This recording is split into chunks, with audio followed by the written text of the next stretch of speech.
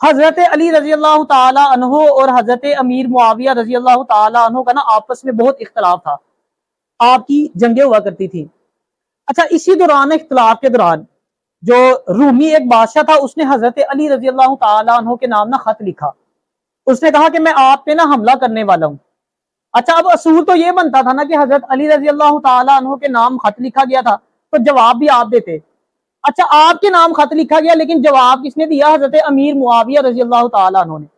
آپ نے کیا لکھا؟ آپ نے فرمایا او رومی کتے، ہمارے آپس میں جتنے مرضی اختلافات ہوں، ہم اپنے گھر کے اندر جتنا مرضی لڑیں جھگڑیں، لیکن ایک بات یاد رکھنا کہ دین کے نام پر، اللہ کے رسول کے نام پہ ہم ایک ہیں۔ تو حملہ کر کے دکھا، اگر تو حملہ کرے گا تو علی سپہ سالار ہوں گے اور امیر معاویہ سپاہی ہوگا، تیری گردن کاٹ کے رکھ دیں گے، کر حملہ تو۔ یہ بات ہے نا، دیکھیں اختلاف اپنی جگہ ہے لیکن دین کے نام پہ، اللہ کے رسول کے نام پہ سب ایک تھے۔